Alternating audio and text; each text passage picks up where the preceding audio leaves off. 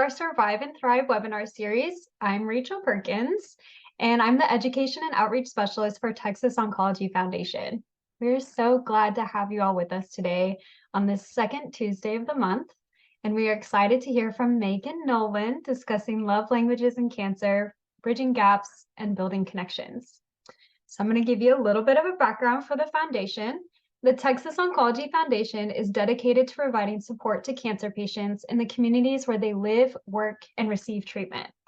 Through Survive and Thrive programming, the foundation can provide educational events like this one and resources to help build community connections and support all involved in the cancer journey. I'm going to share my screen really quickly because we have this super fun "What's Your Love Language" quiz.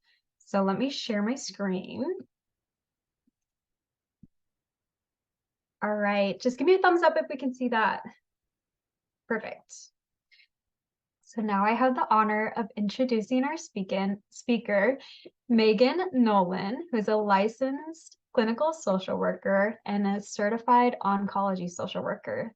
So Maygen holds dual bachelor's degree in social work and psychology from Hardin-Simmons University, Texas, and a master's of social work from the University of Texas at San Antonio. Certified in oncology social work since 2022, she has 6+ years of experience in a prominent community oncology center.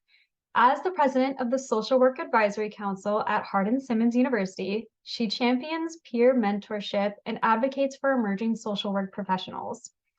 Maygen recently presented her work on the Language of Love virtual support group at the Association of Oncology Social Work annual conference in New Orleans. Maygen, is such an honor to have you here with us today. Thank you so much for coming. Yeah, thanks for having me. This is so exciting. I'm going to go ahead and get my screen pulled up for you guys, and we'll just jump right in. Okay, thumbs up if we can see what you need to be seeing, slides, everything. Okay, perfect. Well, thank you again for the introduction. It's always so special to have someone share a little bit about you at the beginning of any presentation. So I'm honored to be here. I'm honored to get to be a part of what the foundation is doing with this series, but then also to share a little bit about the work that myself and my colleagues have been doing in the oncology community. So we will jump right in. I'm going to click through this love language quiz that hopefully you guys had an opportunity to take while we were getting started. If not, that's okay. It's available online to you. We'll talk a little bit about that more later. So diving right in, what are the 5 love languages? So Dr. Gary Chapman is a well-known author, speaker, marriage counselor, director of marriage seminars, and the 5 love languages is one of his most popular titles, topping various bestseller charts for years and selling more than 20 million copies. So you've probably heard of it, and if you haven't, that's okay. That's why we're here today. The premise of the 5 love languages book is quite simple. Different people with different personalities give and receive love in different ways, right? That makes sense. By learning to recognize these preferences in ourselves and in loved ones, we learn to identify the root of conflicts, connect more profoundly, and really truly begin to grow closer. So, to set the stage for our conversation today, the 5 love languages are words of affirmation, quality time, gifts, acts of service, and physical touch. If you had an opportunity to take the quiz a moment ago, it might be meaningful to jot down your score in each of these 5 categories. The reason the quiz gives you a percentage for each category is because we are unique, complex individuals. And although we may have a primary love language, we might also have a very close secondary love language. Love languages are interconnected in many ways, and they don't function as silos. So now that we know what the love languages are and a little bit about Dr. Chapman, why, right? Why love languages and cancer? So in 2021, Texas Oncology Social Work Department was approached by the University of Texas at Austin with this concept of love languages and cancer. Jenny, who's listed here, is an honor student and a PharmD candidate, envisioned the concept of a support group for couples during their experience with cancer based on Dr. Chapman's work. And so our team worked closely with her to bring that concept to life. We now routinely offer the languages of love, a couple support group twice a year, and have tracked outcomes through pre and post participant surveys. So I do want to take a little bit of time before we dive in to love languages and cancer to acknowledge the individuals on this slide, both from the University of Texas and my social work team. This team has worked diligently to curate and socialize the concept within our community, and I certainly didn't act alone in that. So thank you for those who are listening or may listen in the future. Okay, so as we mentioned, Dr. Chapman's original novel is world-renowned and has been adapted to many different life stages and demographics. For example, there is the 5 love languages of children, 5 love languages of teenagers. There's a military edition, singles. You get the picture, right? However, the love languages have not been adapted until recently to the patient partner experience of an oncology diagnosis and journey. If you're attending our session today, you more than likely have a personal experience with cancer in some capacity and know that it is an incredibly unique and complex journey. Therefore, the research partnership with the University of Texas aimed to optimize quality of life and reduce pain through improved communication via a support group curriculum adapted from Dr. Chapman's work. Truly a novel idea we had the privilege of being a part of. So today we're just going to brush the surface of what that support group curriculum entails, how meaningful the 5 love languages have proven to be within a cancer experience. All right, diving right in, my favorite part, the meat and potatoes. Our first love language is words of affirmation. Words of affirmation are words that build us up. Simple, right? You know to expect that. You probably knew that. But they're also powerful communicators of love, best expressed in simple, straightforward statements. Some examples could be, I appreciate when you, or I really appreciate that you are always on time to pick me up from my appointments. You truly know how to cheer me up. Receiving words of affirmation helps us to feel valued, satisfied, and happier in our relationships, right? Ultimately, love makes requests and not demands, right? I'll say it again because I think that's so powerful, and a really powerful part of words of affirmation.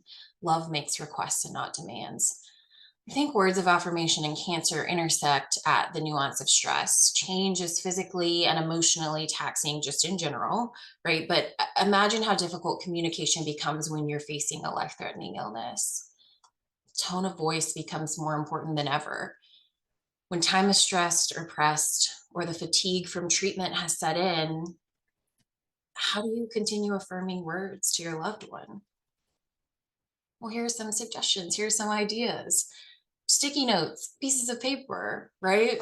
If schedules just aren't aligning and you're in the process of a rigorous treatment schedule for an oncology diagnosis, and maybe there's some insomnia at play, and you're up in the middle of the night, right? Maybe not the best time to engage in words of affirmation, but there's an opportunity to write those things down, right? Place them in the lunchbox for the next day. Place them on a bedside table, place them in the seat of a vehicle that your loved one or partner or spouse will find on their way out the door. Another idea to be able to act on words of affirmation, if your partner receives love this way, is maybe write and mail a letter to your own home, right? Write that letter to your spouse, put it in the mail. Although I don't know if this requires a stamp, which it probably would for the postman to move it from from point A to point B, but it'll come back, right? Come back to your partner where they can then read those words, right? It seems simple, but for someone that receives love in this way, words are really powerful, written words or verbal words. Another idea, right on that whiteboard or the calendar on the refrigerator, right? We always have, everyone has a place that schedule lands. There's a calendar on the wall, whiteboard on the refrigerator where usually like tasks are written. Write an affirming word there, something kind, something humble, something encouraging. Okay, moving into quality time. Dr. Chapman defines quality time as time you are giving someone your undivided attention. So talking to your partner while scrolling through social media on the phone doesn't count. And I'm guilty, right? We are all guilty of that distracted listening. But time is really a precious commodity. We know that in this space, right? If your partner's primary love language is quality time, then your partner simply wants you to be present with them, spending time. Simple enough, right? I think where quality time becomes challenging is communicating what quality means for you or hearing what it means for your partner. So you may say, we already spend every waking moment together, Maygen. We live in the same house. We both work from home. We eat meals together, etc. I could go on and on. However, do those hours of the day where you're just existing in the same space feel like quality time to someone who operates in this love language? Does the drive to and from medical appointments or sitting in the waiting room of the clinic count? Or does quality time really only feel valuable to you if it's spent doing something you enjoy or is scheduled with intention? I can't answer those questions, but just food for thought, right? Maybe we are taking for granted some of that time we're spending with our loved ones, if it doesn't necessarily feel like it's quality time in nature, if there's not undivided attention given. So there are several dialects of to quality time: focused attention, quality conversation, and then empathetic listening. I think the first two here are fairly self-explanatory, but for me, empathetic listening is just a bit more challenging to grasp if it's not something you've practiced before. So here, I want to point out that empathy is different from sympathy, and Brene Brown does probably the best job of painting the picture of empathy in this short clip. So I'm going to have Rachel pull that clip up and we'll take a look. So what is empathy, and why is it very different than sympathy? Empathy fuels connection. Sympathy drives disconnection. Empathy, it's very interesting. Teresa Wiseman is a nursing scholar who studied professions, very diverse professions where empathy is relevant, and came up with 4 qualities of empathy. Perspective taking, the ability to take the perspective of another person or recognize their perspective as their truth. Staying out of judgment, not easy when you enjoy it as much as most of us do. Recognizing emotion in other people and then communicating that. Empathy is feeling with people.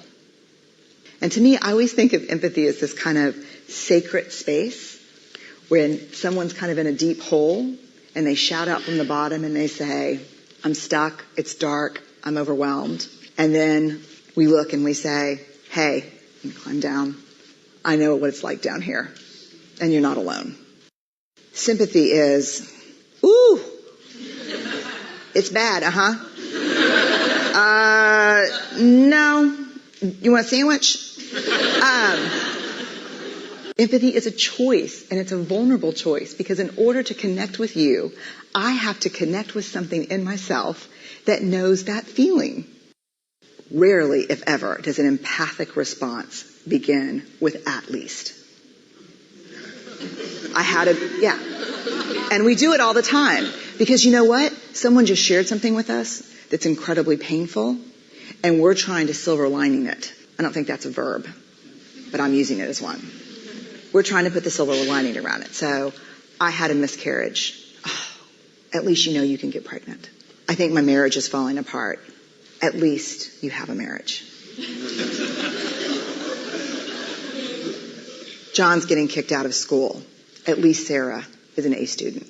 But one of the things we do sometimes in the face of very difficult conversations is we try to make things better. If I share something with you that's very difficult, I'd rather you say, I don't even know what to say right now. I'm just so glad you told me.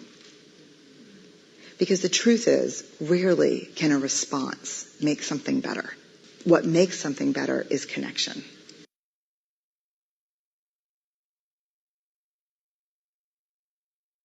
Okay, hopefully we're back. Okay, so Brene Brown said it best, right?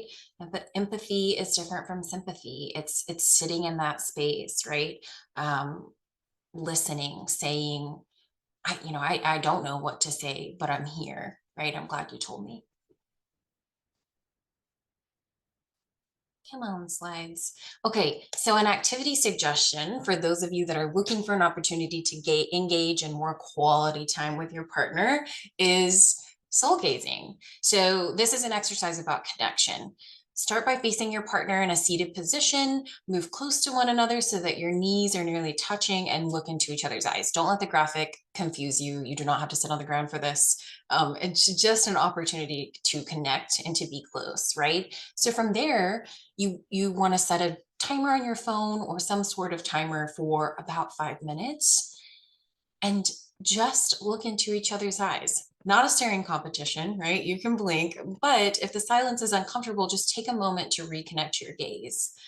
Um, just looking into each other's soul, right? Each other's eyes. And I think this activity has proven powerful in one of our groups where we practiced soul gazing. We had a couple who the group was virtual, right? But they were sitting on the other side of the screen. And we could see them sitting there, and we noticed that the husband became tearful in the process. And upon reflection after the activity, he just suggested that it had been a significant amount of time since he had taken the time to look into her eyes. And just how beautiful they are, and they're just the connection in soul gazing. So a really powerful activity if you're looking for an opportunity just to set aside some intentional time for quality time. All right, moving into gifts. So this is a love language that sometimes gets a bad rap or chalked up to as materialistic, but I would encourage you to put those rose-colored glasses on with me today. Although challenging, I will admit, as we're walking into the holiday season and frenzy of gift giving, but think a little bit like Cindy Lou Who from How the Grinch Stole Christmas. I'm a huge Grinch fan, of course, and more of a fan of Cindy Lou Who. I just think she is precious, but she lives in this land of Whoville, right, with other Whos, and their favorite season is Christmas, and it's all about the hustle and bustle. But more so than the hustle and bustle, it's about the gifts that they give, right? These who can give the most gifts, the most ornate gifts, lots of shopping. They have a countdown to Christmas so that people can purchase all the things they need to purchase before Christmas rolls around. Who has the best light display? On and on and on. However, Cindy Lou Who kind of gets to the root of the issue in the movie, and there's a scene with her and the Grinch that the Grinch says maybe Christmas doesn't come from a store. Maybe Christmas perhaps means a little bit more.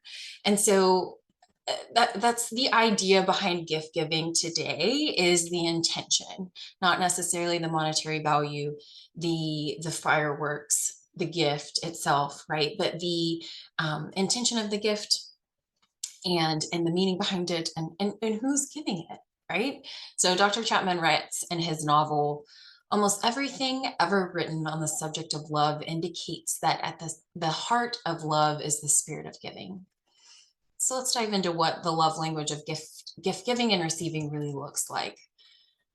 For those of you who scored high on the gift section on that quiz, I wonder if you're also an incredible gift giver. Everyone knows that one person, right? That like they nail it every season, every holiday, every birthday. They just have the right gift. Maybe it wasn't the most expensive gift, or the most ornate, or it wasn't even on your list, right? But someone can just, you know that person, right? That can nail the gift. And really that's because this person maybe is really in tune with the intention of the gift. They know you, they know about you, and that's why they nail it every time. So talked about gifts. This is often a misunderstood love language, but again, it's not necessarily about the cost or the price tag attached. It's about the thought behind the gift.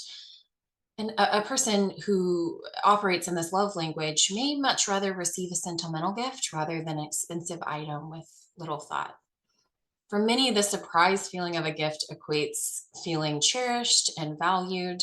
If your partner's love language is receiving gifts, it's important to remain mindful of gift giving occasions. So this is especially valuable in a time that purchasing a gift or making a gift or creating a gift may be at the very bottom of the priority list.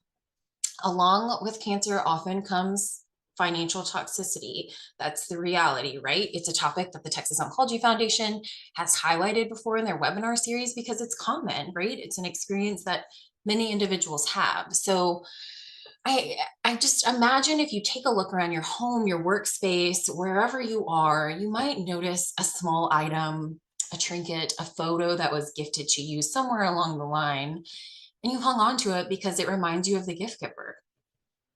Likely it's something with very little monetary value or maybe none at all, but it remains meaningful because of the thought behind it. I think of my mom in this instance. It was several Mother's Days ago. I sent her a gift box. Had a number of things in it. It was something that was, I think it was during COVID. It was one of those things that you could be curated by the store, right? They would put several items in the box and then send it, since like in-person shopping wasn't a thing. Send the gift to her. It had like a t-shirt and a cup or, something like that. But it also had this little tiny trinket that was a blue chicken. It's about the size of a chess piece, right? Or the size of my AirPods case, like small, but just a painted blue chicken. And she has held on to that blue chicken for an insane amount of time. And it sits on her workstation. It sits at her desk every day as a reminder of me. And I don't necessarily know what it says about me that she looks at a blue chicken and thinks of me, but it's kind of the idea, the concept about gift giving or receiving gifts, right? The thoughtfulness, the reminder. There are many other things in that gift that had greater monetary value, or maybe that she appreciated more, but for whatever reason, that little tiny blue chicken is what was valuable to her. And it's because it made her think of the person who gave the gift, right? It made her think of me in a fond way. Okay, next is acts of service. Emptying the dishwasher, breakfast in bed, washing the car, getting the oil change, taking the dog for a walk. All of these are descriptive of service. Yes. However, what Dr. Chapman dives into in his book is the intention behind the act. Acts that feel meaningful to someone who is service motivated or identifies acts of service as a primary love language might most appreciate these thoughtful gestures when they are done without coercion. Sometimes acts require intentional planning, time, effort, energy. Sometimes they look spontaneous. Either way, the key indicator here is that the act or the effort is done with your partner in mind. Doesn't necessarily have to look like a grand gesture or event. In fact, sometimes it's the smaller acts of service that mean the most. But if acts of service are done just because and with a positive spirit, right? Our attitude matters in the season or the feeling of service or the action of service, then they are perceived and received as expressions of love. So I'll say that again. If acts of service are done just because and with a positive spirit, they are perceived and received as expressions of love. So what we want to be mindful of when we're speaking to and about acts of service is the concept of chores, right? We all have them. We all hate them. They're what makes the world spin. But I really want to step outside of this thought of a honey-do list here and like really think of and focus on the concept of service and the meaning behind it. So at this point, you might be saying to yourself, Maygen, my partner's love language is acts of service, and I'm the patient right now. And as the patient, I do not have it in me to complete acts of service, to do the things. I don't see a way to do any of the things I've previously done to make my partner feel loved and cared for. But here, maybe so, right? But here are some steps and strategies we might be able to work through as a patient needing to operate in this love language for our loved one or for our partner. Surprisingly, or not so surprisingly, that might even start with getting out of our own way, right? Evaluating our thinking. Maybe these are some lingering thoughts for you as a patient when considering service in this season or lack thereof, right? I'm a burden to my partner and family. I have nothing to contribute since I can't help with household needs. Asking for help will make me look like a bad partner or spouse. How could I ask for help when my partner has already done so much? Things will never be the way they were. The next step in evaluating that thinking is allowing space to grieve the losses. Many of those statements are protective factors or coping mechanisms or things that aren't necessarily true, but they're very easy to feel and valid to think in this journey.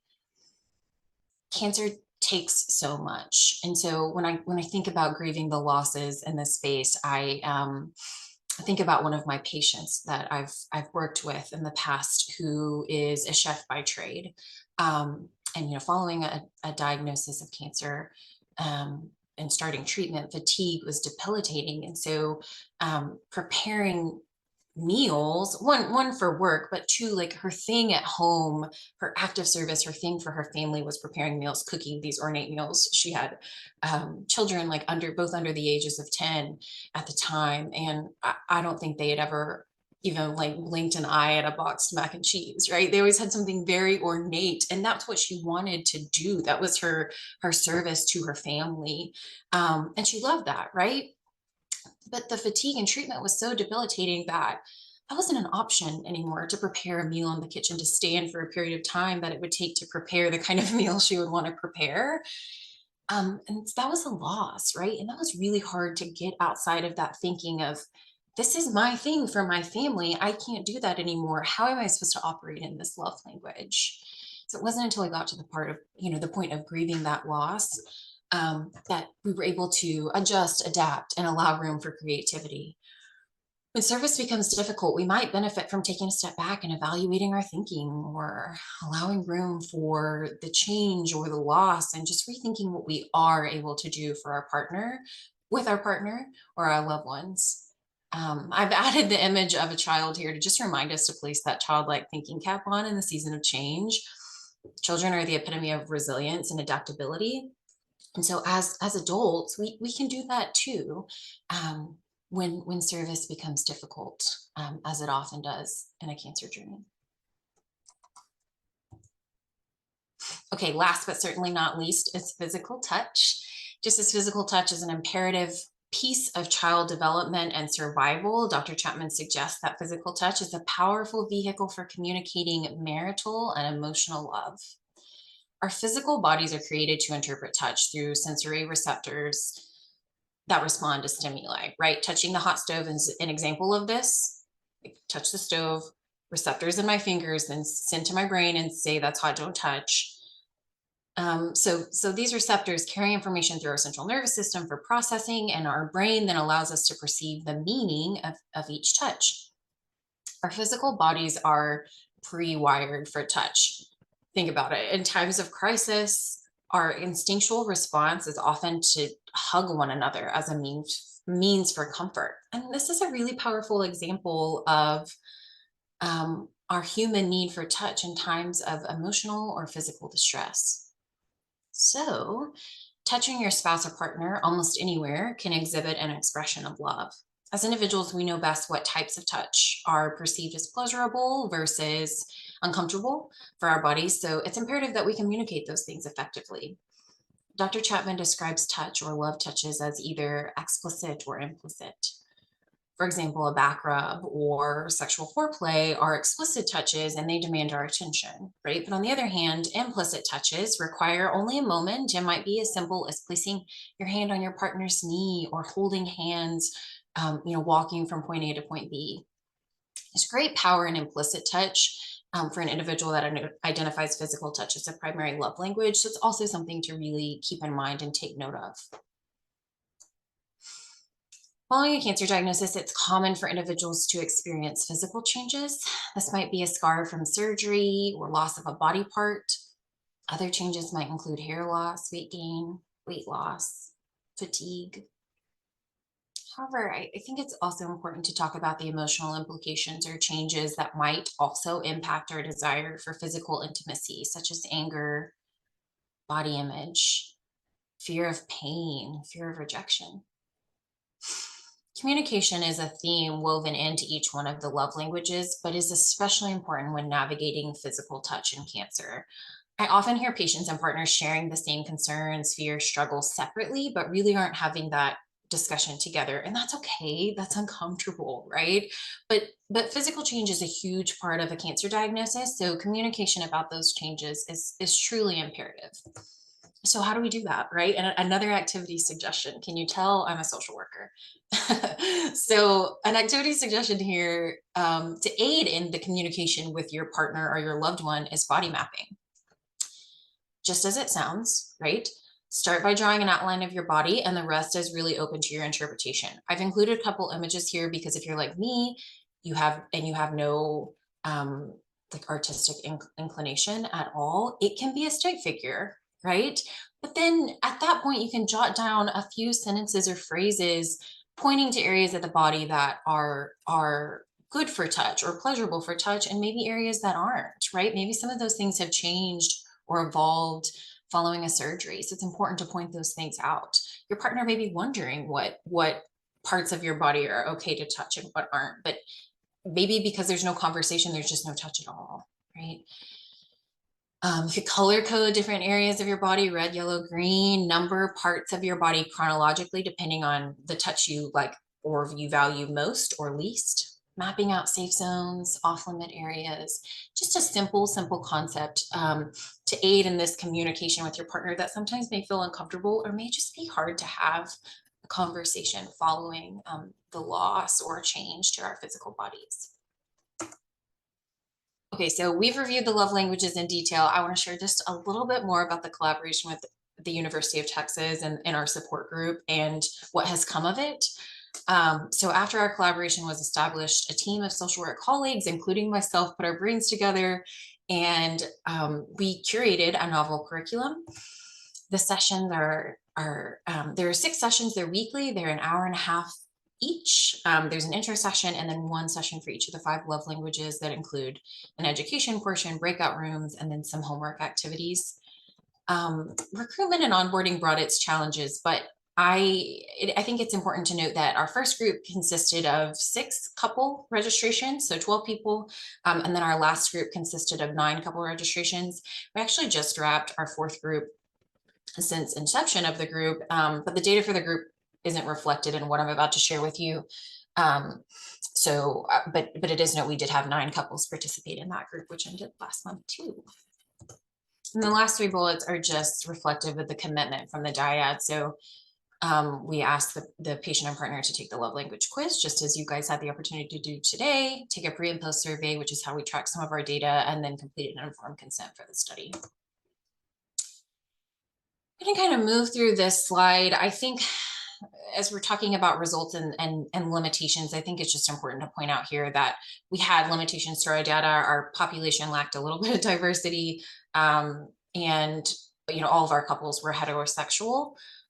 What I found most interesting was that 100% of our dyads or our patient partner, that's the terminology I'm using there, were married, and greater than 50% for more than 20 years, which is incredible. I kind of assumed, and this just kind of shows how naive I am in my thinking, that we would have individuals who were maybe newly married or new in relationships sign up for this. But rather we had people who were 20 years into their marriage and experiencing cancer, and really wanted to engage in this conversation about love languages and cancer.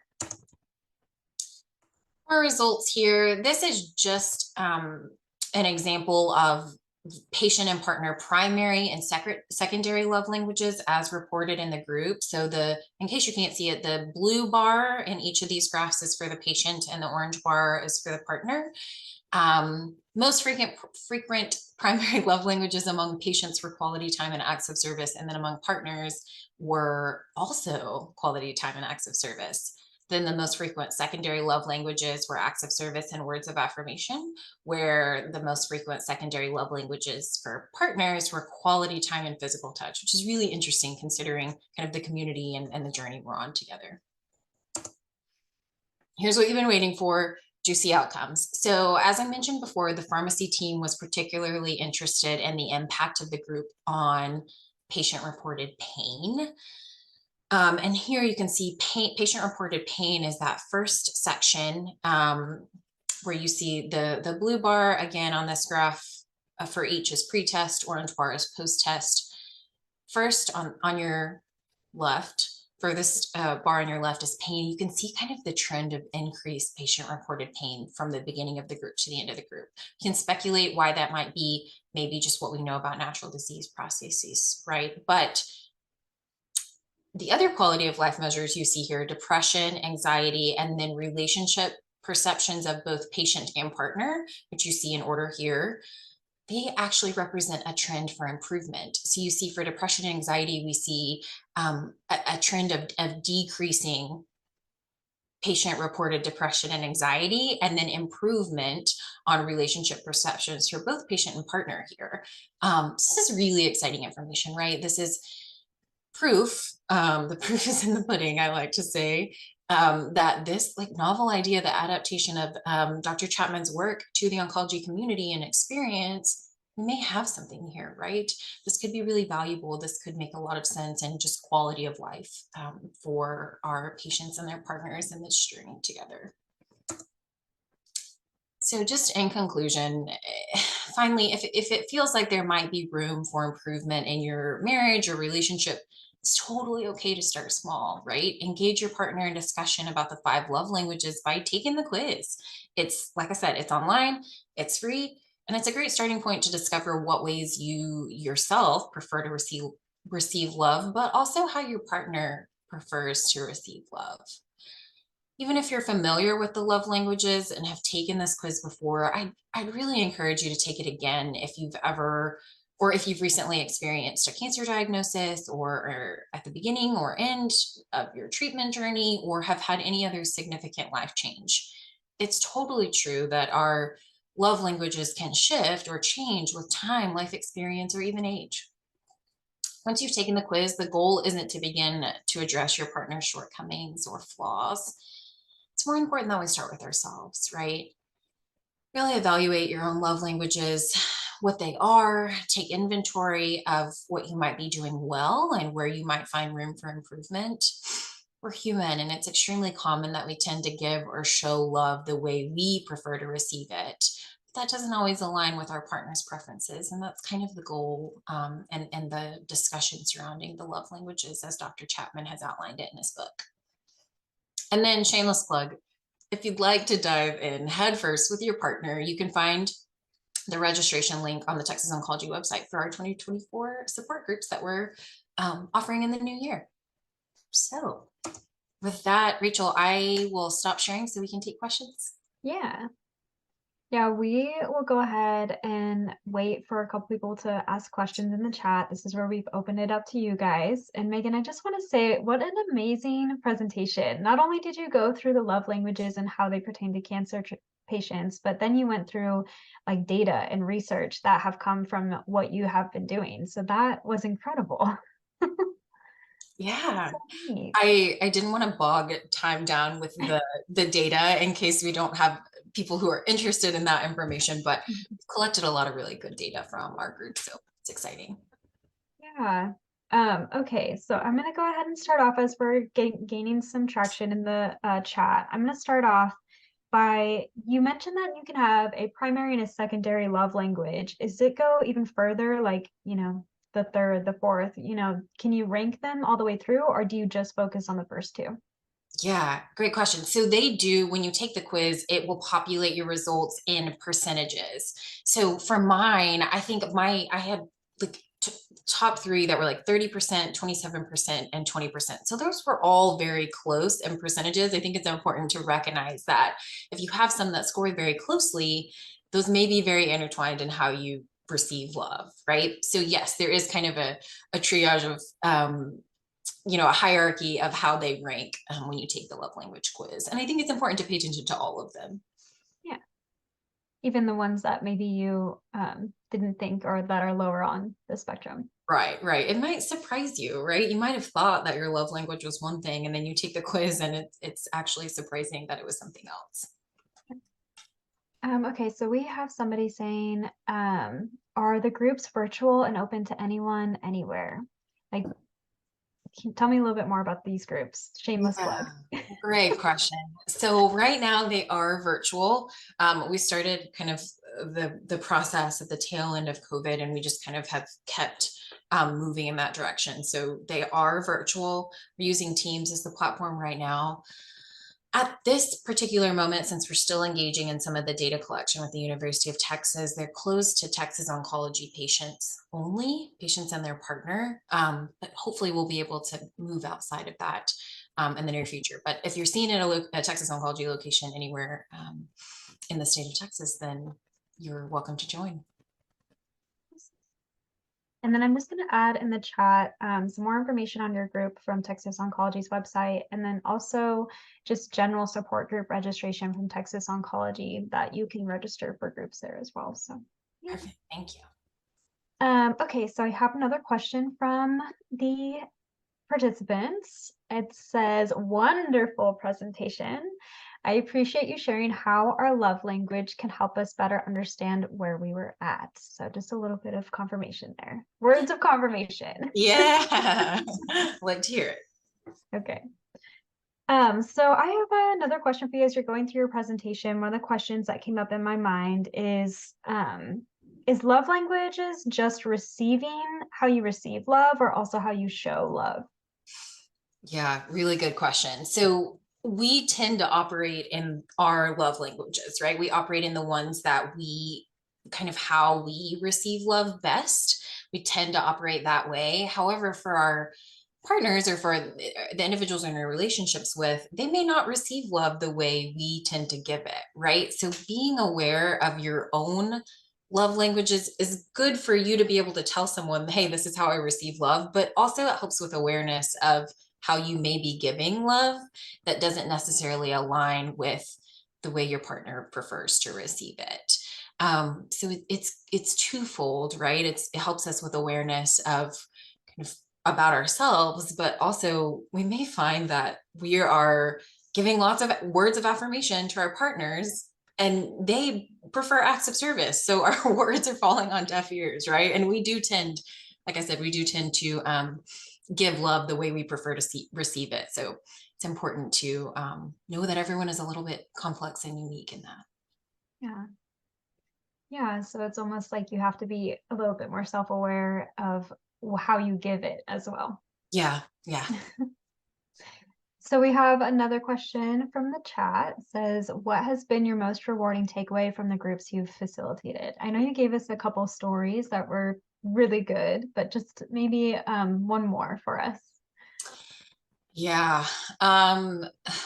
Gosh, there's so many, but if I had to pick one, I think the very first group we facilitated, we engaged with a couple who the patient a few years later eventually passed away, and her husband, who engaged in this group with us, came back to us after she passed away and let us know that they had the opportunity to reconnect in a way that they would not have at the end of her life because of the group. And that still gives me goosebumps to this day, because we were like curating connection for people who may have a limited amount of time left, maybe not, right? Like it's not all in doom and gloom in our groups, but that has been the most rewarding thing for me, is to acknowledge that we're impacting such valuable time for patients and partners.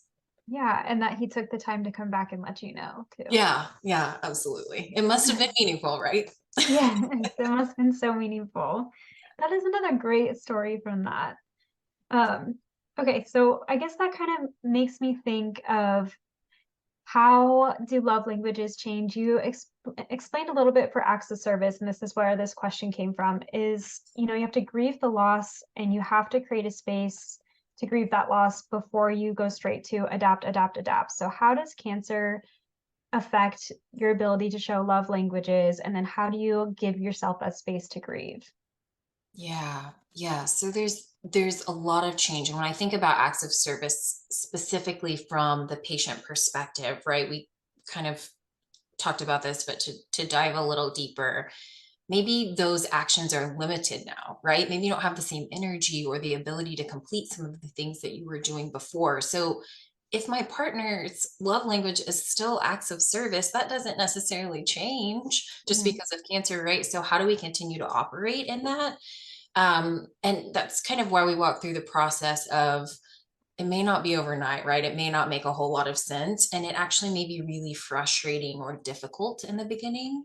Um, to kind of evaluate that thinking and then just process what it means to not be able to do certain things to the fullest extent or the capacity that maybe you did um, before being able to adjust. Because I think sometimes if we just run straight into that like adaptation or the adjustment, then sometimes the acts of service may have some ill intent, or maybe they're not like fully fruitful the way we are meaning them to, because we're just doing them because we know we have to do them, and maybe we're doing it begrudgingly. And so kind of walking through that formal thought processing, and grieving what was before you can move into what Mhm. is really valuable, specifically related to acts of service. And you can kind of engage that in the different love languages as well. Some are easier than others.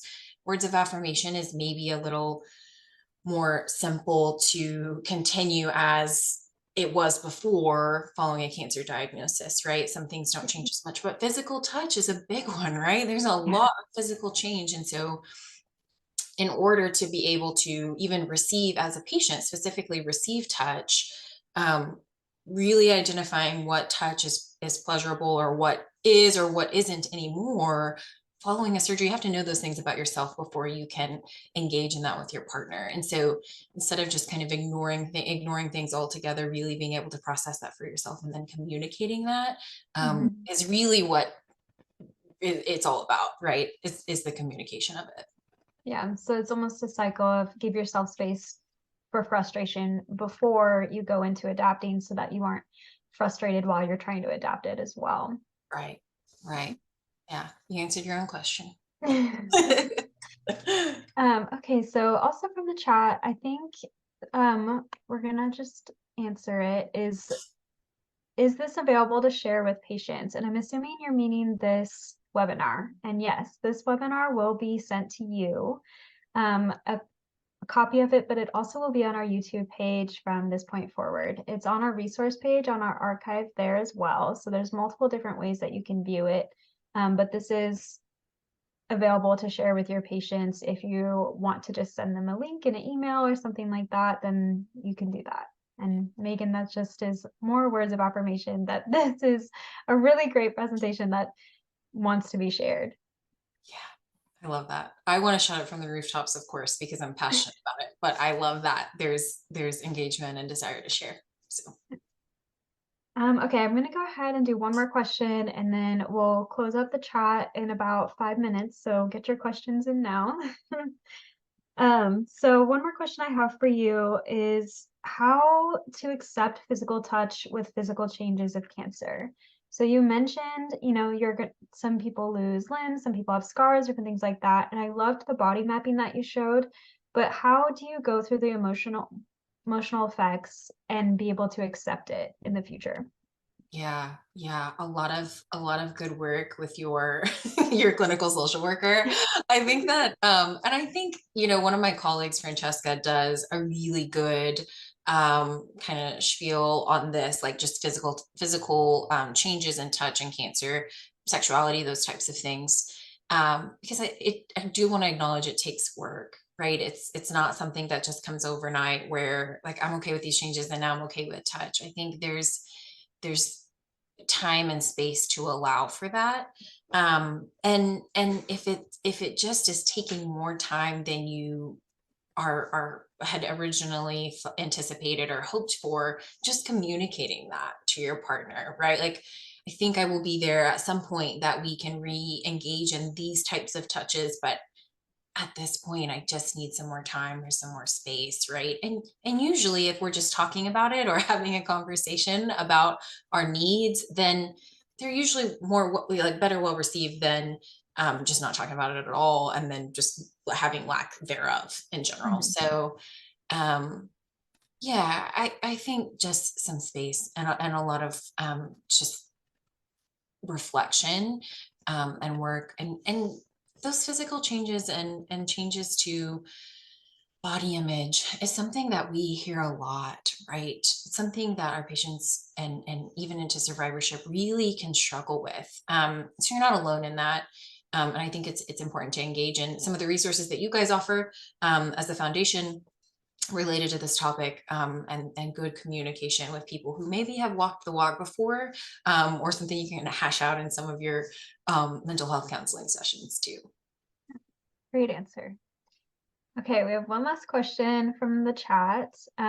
If patients would like to go through the love languages during their treatment, so this support group during their treatment, are they available to do that, or is this post-treatment? At any phase. Yeah. So we have had patients that have engaged kind of in a variety of phases of their journey. So sometimes our group consists of patients who are at the very beginning, very early stages, just starting treatment, in the middle, and then sometimes individuals who are in survivorship. So any phase of the journey. And I really love that we've had a good combination of couples participating, because you get good perspective. That's what peer support's all about, right? The curriculum can be what the curriculum is, but really having the opportunity to engage with other couples and hearing their lived experiences is a very rewarding part of the group. Awesome. Thank you so much for spending time with us today. I'll go ahead and conclude this webinar. So I just wanted to remind participants that this session was recorded and will be sent to all registrants in follow-up emails. It is also going to be available on our Texas Oncology Foundation website. So I'm actually going to share my screen and show that now. This is what our new website looks like. And if you're looking for webinars, you can always find a webinar on our first page. But if you want to see all of them, you're going to go to Survive and Thrive webinar series under our Education tab. And this is going to have upcoming webinars. This is a really good one. After Love Languages is Intimate Connection at End of Life. And then we have upcoming webinars. So again, shameless plug. We have a webinar every second and fourth Tuesday at the same time each month. Our next one is going to be Survive and Thrive webinar, Finding Hope in Hospice, a Journey of Comfort and Support. So this is a really good one about hospice and palliative care. And then in December, we're doing our Holiday Resilience, Thriving Through Cancer's Challenges with Dr. Zuniga. That's going to be a mindfulness and spirituality type of webinar. And then on the 26th, the day after Christmas, we're going to have a pre-recorded holiday meditation for you guys. So definitely sign up for some of that after this webinar. We also have our Mentors and Meetups program coming up in January. That's a hybrid experience in Austin. So we do cross-stitching and legacy work. So if you are a patient of Texas Oncology Foundation, you can come join us. I can send it to you so you can join us virtually, or you can join us at the Central Austin location every Friday in January. And when you join Mentors and Meetups, you get a choice to be a part of our virtual group. Gives you pre-access to everything. We take your inputs on what you want your webinars or education series to be on. So definitely join that with us. And I think that is everything that we have coming up. Lastly, we value your feedback. So you are the community that we're serving, and your feedback is so valuable to us. So in your follow-up emails, there will be a link to a survey. Please take a moment to provide us with your thoughts on today's presentation and share with us topics you would like to hear about in the future.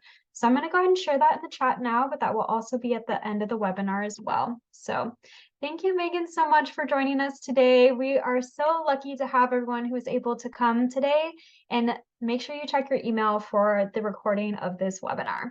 All right. Bye, everybody.